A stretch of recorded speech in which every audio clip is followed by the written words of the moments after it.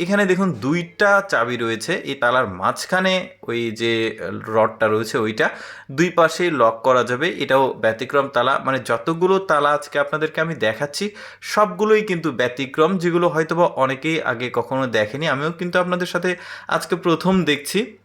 এই যে দেখতে পাচ্ছেন দুইটা চাবি কিন্তু আলাদা, দুইটা চাবি ওয়ার্ক করবে, এই পাশেরটা আলাদা আর এই পাশেরটা আলাদা, মানে কনফিউজড করার জন্য কেউ যদি খুলতে চায়। তারপরে এখানে লকারের মতো রয়েছে দেখুন 6L4, এইটা মূলত পাসওয়ার্ড, আর এইটা দিয়েই খুলতে হবে। প্রথমে 6টাকে নিয়ে এসে লক করা হচ্ছে, তারপরে এখান থেকে 4টাকে নিয়ে আসতে হবে, একটা সংখ্যা। এই যে দেখুন এখানে 4টা নিয়ে আসবে, এই যে 6, তারপরে এখানে 4L, তারপরে 4, এই যে দেখতে পাচ্ছেন। এরপরে তালাটা ওপেন হলো।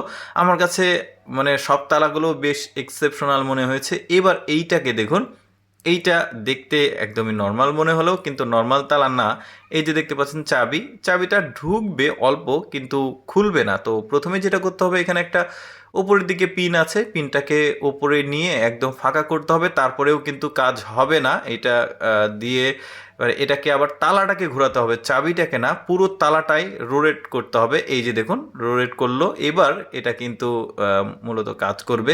দেখছেন কতটা জটিল মেকানিজম দিয়ে এগুলোকে তৈরি করা হয়েছে। এটা দেখতে প্রিন্টার মেশিনের মতো মনে হচ্ছে, বাট এটা কিন্তু তালা। এই যে দেখতে পাচ্ছেন স্ট্রাকচারটা প্রিন্টার মেশিনের মতো। নিচের বক্সটা খুলতে হবে, পাশে দুইটা পিন ছিল ওইটাতে কিন্তু চাপ দিয়েছে, চাবিটাও বেশ এক্সেপশনাল। বক্সটা খুলেছে। এটার মেকানিজম কেমন এই ভিডিওর শেষের দিকে আপনারা সেটা দেখতে পারবেন যখন এটাকে খোলা হবে। মানে প্রতিটা তালায় আমার কাছে এক্সেপশনাল মনে হয়েছে।